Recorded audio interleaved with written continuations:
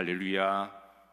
오늘 이 예배의 모든 영광을 하나님께 올려드립니다. 또 우리 성도들의 또 신령과 진정한 예배를 하나님께 산제사로 올려드리고, 오늘 이곳에 계신 여러분들과 또 영상으로 예배드린 우리 영일 모든 가족들에게 또 하나님 은혜와 또 평강이, 십자가의 사랑이 충만하시기를 주의 이름으로 축복합니다. 자, 오늘 말씀 갈라디아서 2장 20절입니다. 이런 평소에 잘 하시는 말씀이기도 하지만 특별히 사순절을 맞이해서 이제 이 말씀을 함께 은혜를 나누고자 하는데요. 자, 한 30초 정도 시간 드릴 테니까 여러분 이 말씀을 여러분의 신비에 새기시고 그 누구도 빼앗지 못하는 말씀이 되기를 소망합니다.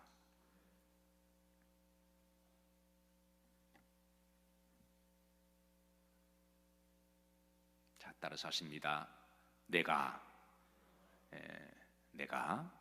여기 자기 이름을 좀 넣을까요? 김한세가 그리스도와 함께 십자가에 못 박혔나니, 그런즉 이제는 김한세가, 또 저 이름 하시면 안 됩니다. 저만 죽으면 안 돼요. 우리 다 같이 죽어야 돼요. 그런즉 이제는 내가 사는 것이 아니요 오직 그리스도 안에 사신 것이라. 이제 내가 육체 가운데 사는 것은 나를 사랑하사 나를 위하여 자기 몸을 버리신 하나님의 아들을 믿는 믿음 안에서 사는 것이라. 아멘. 오늘 본문 제목은 따라서 하십니다. 나를 살린 십자가. 사랑하는 성도 여러분, 음식은 나의 몸을 살리죠. 약은 우리의 병을 살립니다. 그런데 나의 믿음을 살리는 것은 오직 그리스도의 십자가밖에 없습니다. 나의 영을 살리는 것은 오직 예수 그리스도의 십자가밖에 없는 줄로 믿으시기를 바랍니다. 자, 우리 그리스도인들은 따라서 하십니다. 십자가 안에서 죽고 십자가 안에서 다시 살아나야 합니다. 오늘 20절 말씀 한 절만 우리가 조금 묵상하고자 하는데요. 자, 오늘 이 본절에 보면, 자, 이게 바울은 두 자의 삶을 역사를 하고, 그리고 이 두 자 가운데 삶과 죽음에 관한 십자가의 신비를 우리들에게 보여주고 계세요. 첫 번째는 바울은 내가 그리스도와 함께 십자가에 못 박혔나니, 그렇게 고백을 하고 있습니다. 바울은 이 본문에서 자신의 죽음을 선언합니다. 그러나 자신의 죽음은 육신의 자아를 말합니다. 그러니까 원죄의 자아를 말하고 있습니다. 자, 그런데 흥미로운 것은 이 원죄의 자아, 육신의 자아가 어디서 못을 박았다고 그럽니까? 십자가에서 못을 박았다고 고백을 합니다. 사실 우리가 경험한 바에 따르면 육신의 자아가 잘 죽습니까? 안 죽습니까? 우리가 이것을 때로는 다른 말로 고집이라고 말하기도 하는데요. 이거를 조금 더 고상하게 말하면, 좀 배운 사람들은 이 고집을 살짝 포장해서 이걸 신념이다라고 말을 하는데, 사실은 신념이나 고집이나 이게 육신의 자아를 말하고 있는 거죠. 그래서 이 고집이나 육신의 자아가 잘 죽지 않습니다.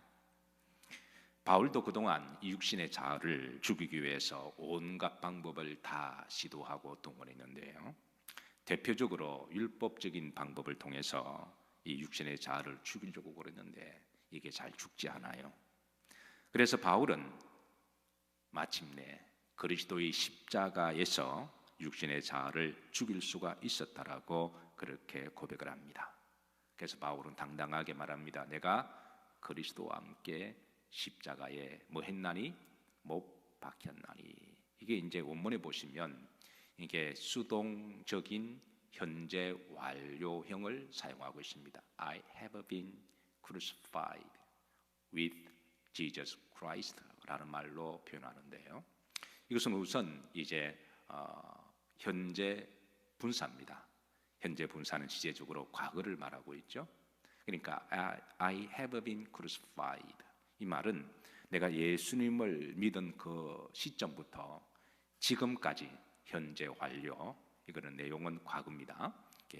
예수님을 믿은 그 시점부터 지금까지 내가 죽었다. 그런데 이 죽은 것을 내가 능동적으로, 내가 의지적으로, 율법적으로 선행을 통해서 죽은 것이 아니라 수동적으로 사용하고 있습니다. 즉 나의 육신의 자아를 죽인 것은 내 능력이나 내 신념이나 율법이 아니라 예수 그리스도의 십자가의 능력을 통해서 내가 죽었다라고 그렇게 고백을 하고 있습니다. 사랑하는 성도 여러분, 우리 그리스도인들은 죽어야 됩니다. 그래야 삽니다. 죽지 않으면 예수님을 잘 믿기가 힘들어요. 죽지 않으면 주님 주신 사명 따라 살아가기가 힘듭니다. 죽어야 우리는 삽니다. 그런데 이게 잘 죽지 않아요. 어디서 죽어야 됩니까? 십자가에서 죽어야만 합니다. 사랑하는 성도 여러분, 사순절을 지나고 있습니다. 다시 한번 이 말씀을 깊이 묵상하시고, 여러분 잘 아시는 말씀이고 사랑하는 말씀이지만 다시 한번 이 말씀을 계속해서 묵상하시면서 여러분 십자가에서 우리 모두 다 죽기를 주의 이름으로 소망합니다. 자, 두 번째 이 20절 말씀 보시면 중반절입니다. 그런즉 이제는 누가 사는 것이 아니요 내가 사는 것이 아니다 그랬습니다. 그러니까 바울은 자신의 몸 안에 육신의 자아가 있음을 고백하고, 내가 십자가에서 이 육신의 자아가 죽었으니까 이제는 내 속에 내 육신의 자아가 사는 것이 아니다라고 그렇게 고백하고 있어요.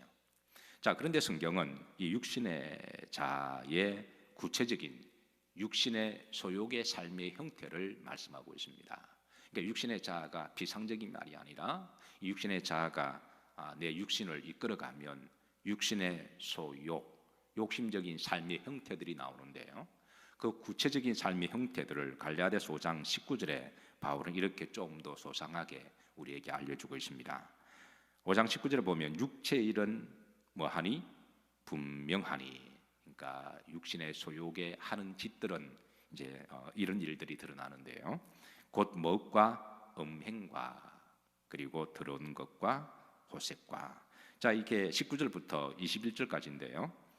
총 몇 가지가 나오는지 한번 헤아려 보시고 하시면서 나에게 아직 이런 어떤 부분들이 남아 있는지, 어떤 부분들이 연약한지, 어떤 부분들이 나를 힘들게 만드는지, 만약 그런 것들이 있다면 이번 사순절 기간 동안에 이런 것들을 붙들고 기도하시고 이런 것들을 십자가에 못 박으시길 주의 이름으로 축복합니다. 이런 것들을 안 죽이면 이런 것들이 나중에 우리를 죽여요. 이런 것들을 안 죽이면 이런 것들이 나중에 우리 힘들게 하고, 이런 것들이 여러 문제들을 만들어내기도 하고, 이런 것 때문에 나중에 잘못하면 그러니까 지옥 갈 수도 있습니다. 자, 한번 19절 합독합니다. 육체의 일은 분명하니 곧 음행과 더러운 것과 호색과 우상숭배와 주술과 원수 맺는 것, 분쟁, 시기, 분냄, 당짓는 것, 분열함, 이단, 투기, 술 취함과 방탕함과 또 그와 같은 것들이라. 15가지가 나오죠. 근데 15가지뿐만 아니라 플러스 알파라는 겁니다. 이외에도 많이 있는데 바울은 대표적으로 15가지를 소개하는데요. 자, 흐름대로 보십시다. 자, 이런 것들을 하는 자들은 하나님의 나라를 뭐로 받지 못할 것이다? 유업으로 받지 못한다. 그러니까 육신의 소욕대로 살아가면, 그러니까 궁극적으로 말하면 예수님을 믿지 않는 사람들은 자기 멋대로 살아가는 거예요. 자기 자아대로 살아가고 육신의 소욕대로 살아가고, 이렇게 살아가는 사람들은 결국은 어디에 들어가지 못한다? 하나님 나라에 들어가지 못한다. 그렇게 바울은 알려주고 있습니다. 그래서 우리가 겉으로는 예수님을 믿는다고 하면서도 겉은 그리스도인인데 속 사람이 변화되지 아니하고 육신의 소욕을 세상 사람처럼 그렇게 살아가면 바울은 엄중하게 말합니다. 하나님 나라에 들어가지 못한다. 자, 이 15가지 가운데 자, 제가 하나하나씩 좀 불러드릴 테니까 어떤 것은 해당이 되고 어떤 것은 해당이 안 되는 그런 것들이 있을 거예요. 우리가 정직하게 본인 스스로 점검하시면서 우리가 이런 부분들을 놓고 승리하시길 주의 이름으로 축복합니다. 음행, 더러운 것, 호색, 우상숭배. 뭐 다른 거 몰라도 우리 예수 믿는 사람들은 우상숭배는 하지 않죠. 그 다음에 주술, 뭐 이렇게 비나이다 이런 것들은 하지 않을 겁니다. 원수 맺는 것, 여러분 혹시 싫어하시는 분 계십니까? 미워 죽겠다고 하는 사람들이 있으십니까? 혹시 그런 거 있으면 맺힌 것 다 푸시기를 주의 이름으로 축복합니다. 원수 맺는 것, 그 다음에 분쟁, 그 다음에 시기, 분냄, 당짓는 것, 분열, 이단, 투기. 투기는 주로 노름 같은 거 이야기를 하죠. 배팅하는 걸 이야기합니다. 저는 가끔 집사람과 재미삼아 배팅할 때가 있습니다. 뭐를 하다가 우리 말은 얘기할까 그렇게 하기도 합니다만, 어쨌든 이제 상습적으로 투기하는 것, 그다음 술 취함.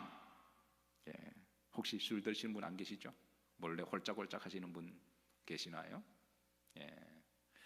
그다음에 방탕함, 그리고 이제 플러스 알파를 열거하고 있습니다. 바울은 한때 이런 삶을 살았다는 거죠. 그런데 이런 것들을 이제 십자가에 못을 박았다 그랬습니다. 그리고 그 이후로부터 그렇게 살지 않기로 그렇게 믿음으로 고백한 것이죠. 자, 세 번째 갈라디아서 2장 20절에 보시면, 자, 따라서 하십니다. 오직 내 안에 그리스도께서 사신 것이라. 이게 오직이라고 하는 이 부사는 이제 바울의 마음의 상태, 결심, 의지를 강조하는 단어이기도 합니다. 이제는 오직, 이제는 내가 그 이전에 그런 육신의 소유의 삶을 살지 아니하고, 이제는 내가 내 안에 그리스도의 자아께서, 내 안에 그리스도께서 사신다라고 하는 것은 그리스도의 인격으로 산다는 것이잖아요. 우리가 예수님을 믿는다고 하는 것은 어떤 영적으로 알딸딸한 상태에서 감정적으로 흥분된 상태에서 마치는 것을 의미하는 거 아닙니다. 물론 그런 과정이 필요해. 우리가 은혜 받으면 세상이 다 아름답고 붕 뜬 것처럼 보이고 뭐 그런 감정적인 동료가 분명히 있습니다. 그러나 그것이 다가 아니라 그 다음에 그리스도의 인격이 내 속에 들어와서 우리가 그리스도 인격으로 산다는 것을 말하는 것이죠. 그리스도께서 내 안에 사신다. 그는 그리스도 인격으로 산다는 것을 말을 하고, 그리고 또 그리스도의 영성으로 산다는 것을 의미를 하는 거죠. 바울은 육신의 소욕을 갈라디아서 5장의 19절 이하로 열거를 하고 있지만, 그리고 이어서 또 그러면 성령으로 산다고 하는 것은 어떤 삶인가, 이걸 또 구체적으로 우리들에게 알려주고 있는데, 우리가 잘 아는 성령의 9가지 그런 형태가 있죠. 오직, 사랑과 희락과 화평과 오래 참음, 자비, 양성, 충성, 온유와 절제라. 그런데 여기에도 이제 바울은 뒤에서 이와 같은 것을 금지할 법이 없다라고 이야기하고 있습니다. 이게 무슨 말이냐면, 우리가 정말 그리스도께서 내 안에 사시고, 우리가 정말 그리스도의 인격적인 삶을 살기 위해서 기도하고, 또 우리 속에 성령이 충만하면 그 성령이 우리를 자연스럽게 이런 성령의 삶으로 인도하신다는 거예요. 그러니까 내가 뭐 의지적으로, 어떤 율법적으로, 어떤 가식적으로 그렇게 만들어내는 삶이 아니라, 우리가 성령 충만하면 그렇게 힘들이지 않고도 그 성령께서 우리를 그렇게 만들어 가신다고 하는 거죠. 자, 이 9가지 열매 여러분 잘 아시는 말씀이죠. 그래도 다시 한번 여러분 하나하나를 제가 다시 한번 소개할 테니까 내 속에 어느 부분이 강하고 어떤 부분이 약한지, 그리고 약한 부분을 강화시키시고 보완하시기를 축복합니다. 자, 오직 성령의 열매들은 사랑, 희락, 특히 요즘은 정말 웃음이 필요한 시대입니다. 마치 불안의 영이 많은 사람들을 두렵게 하고 그냥 이렇게 우울하게 만드는 것 같아요. 여러분, 제가 늘 강조하지만 이럴 때일수록 우리가 조심을 하되 너무 우울해하거나 너무 침체되지 말기를 주의 이름으로 축복합니다. 희락과 그 다음에 화평, 오래 참는 것, 자비, 그리고 충성, 온유, 절제, 양선, 요까지 9가지 열매를 이번 사순절 기간 동안에 많이 맺어 나가시면 주님이 기뻐하실 겁니다. 자, 네 번째, 마지막으로 바울은 한 육체 안에 두 자를 이제 드러냅니다. 내가 어디 가운데 사는 것은, 육체 가운데 사는 것은, 내가 육체 가운데 사는 것은, 바울은 한 육체 안에 육신의 자아가 있고 성령의 자아가 있음을 이제 드러냅니다. 그리고 이 두 삶에서 바울은 앞으로 이제 내가 어떻게 살아가야 할지, 이제 내가 육체 가운데 많은 것은, 사는 것은, 이제는 내가 앞으로 어떻게 살아가야 할 것인가, 여기에 대한 이제 고백을 하고 있는데요. 후렴절에 보시면 간단하게 말하면 믿음으로 살아갈 것을 고백합니다. 내가 이제는 그리스도께서 내 안에 계시니까 이제 내가 사는 것은, 후렴절에 보시면 내가 이제부터는 믿음으로 살아갈 거다. 사랑하는 성도 여러분, 어떤 일을 만나도 어떤 상황이 되더라도 항상 믿음으로 살아가시기를 주의 이름으로 축복합니다. 그러니까 우리가 믿음으로 살려면 문제를 해석을 잘해야 됩니다. 해석을 잘못하면 우리가 흔히 이제 해석학 시대라고 말하잖아요. 그러니까 똑같은 문제를 만나도 어떤 사람은 부정적으로 해석하는 사람이 있고, 어떤 사람은 긍정적으로 해석하는 사람이 있고, 어떤 사람은 신앙적으로 해석하는 사람이 있고, 어떤 사람은 인간적으로 해석하는 사람이 있잖아요. 그러니까 우리가 믿음으로 살려면 믿음으로 해석을 잘해야 됩니다.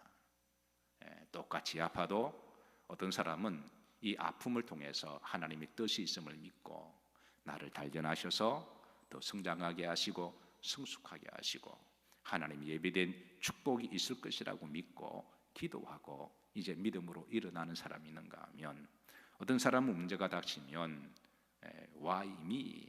왜 나에게 이런 일이 있습니까? 원망하고 불평하고 낙심하고 좌절하는 사람들이 있잖아요. 그러니까 우리가 믿음으로 살려면 첫 번째 뭘 잘해야 된다? 해석을 잘해야 된다. 그런데 누가 해석을 잘하느냐 하면 믿음이 있어야 해석을 잘합니다.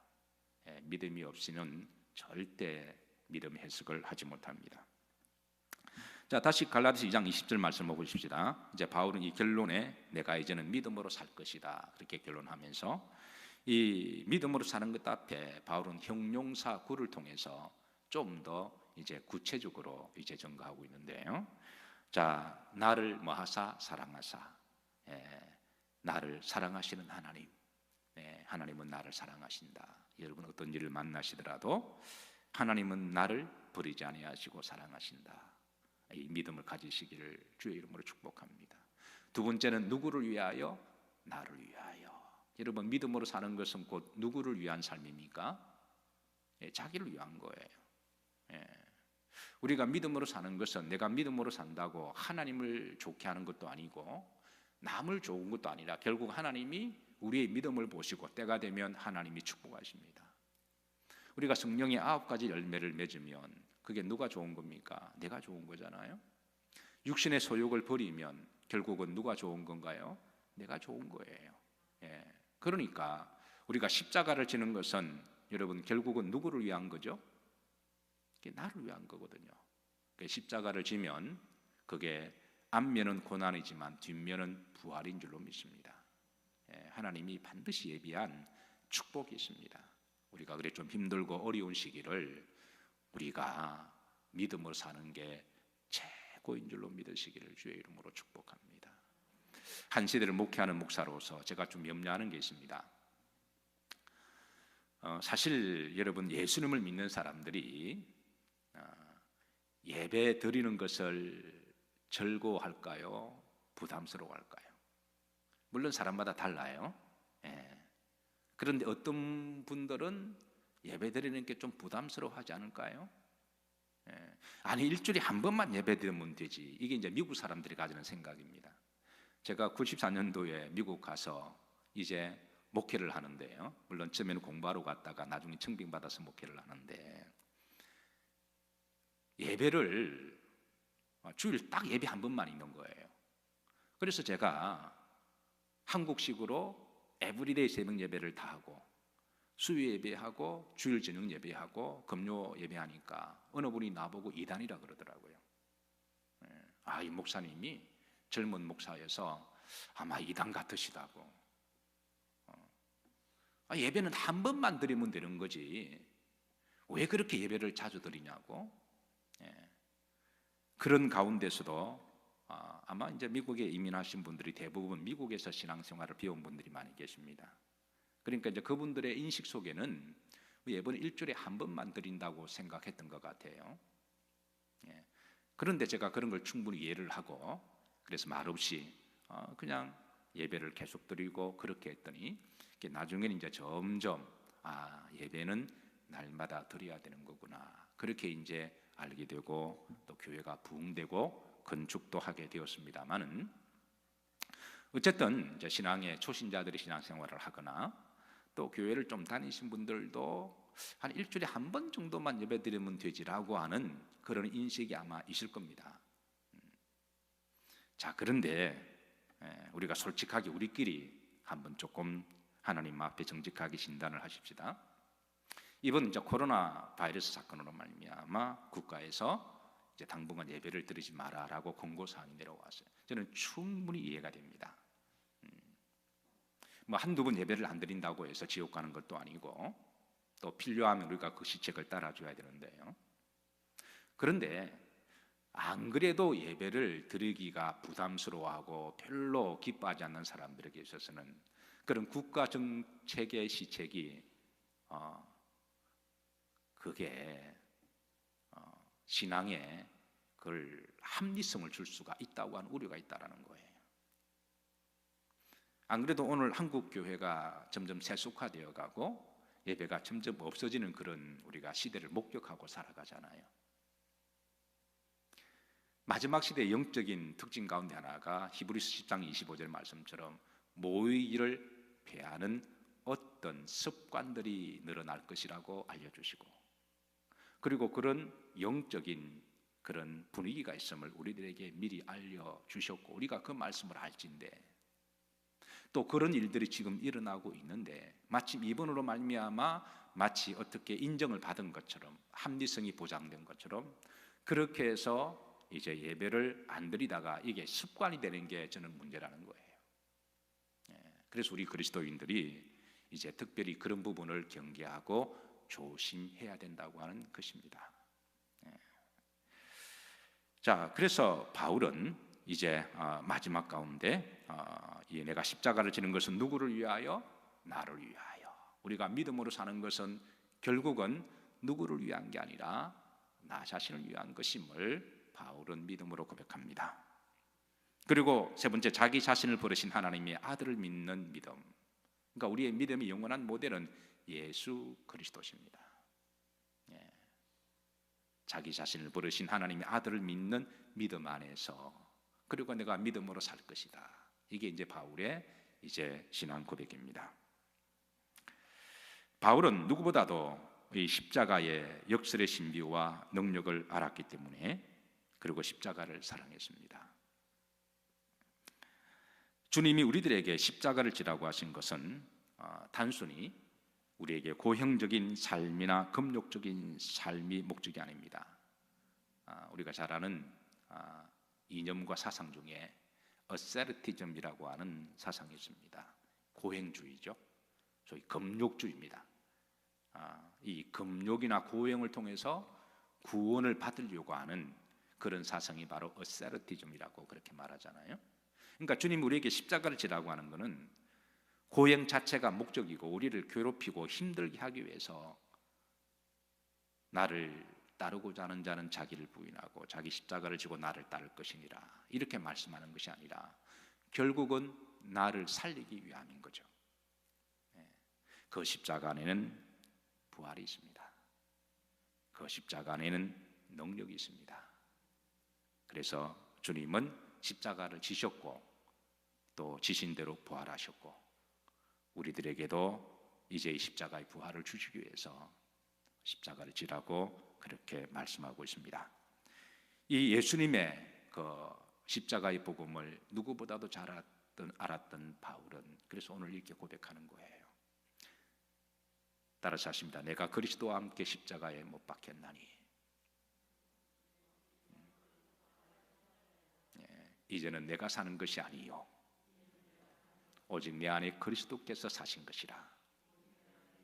이제 내가 육체 가운데 사는 것은 나를 사랑하사 나를 위하여 자기 몸을 버리신 하나님의 아들을 믿는 믿음 안에서 사는 것이라.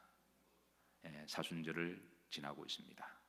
이 사순절을 지나는 동안에 이 십자가의 신비와 은혜를 묵상하시면서, 그리고 내 속에 있는 혹 육신에 아직 다 죽지 못하는 고집과 자아가 있으면 이런 것들 십자가의 못을 박으시고, 그리고 내 안에 그리스도께서 그리스도의 인격과 영성이 살아나셔서 그 그리스도의 인격이 맺어가는 성령의 열매들을 많이 맺어가시고 이 부활의 축복이 있으시기를 주의 이름으로 축복합니다.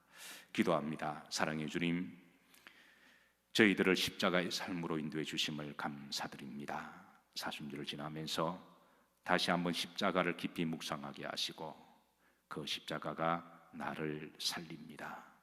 그 십자가가 나를 부활시킵니다. 십자가 안에는 사탄의 권세를 이길 수 있는 영역이 있음을 감사드립니다. 십자가로 살게 하여 주시고 또 십자가의 부활로 소망으로 살아가게 하옵소서. 한 주간 이제 삶으로 파송됩니다. 우리 사랑하는 영일 모든 성도들 세상에서 평안하게 하옵시고 또 건강하게 하옵시고, 많은 사람들이 불안해하고 염려할 때 그 가운데 그리스도의 평안을 전하게 하옵시고 하나님의 사랑을 전하게 하옵시고 이 위기가 더 복음의 통로가 되게 하시고 또 주의 역사가 되게 인도해 주옵소서. 예수님 이름 받들어 축복하며 기도하옵나이다. 아멘.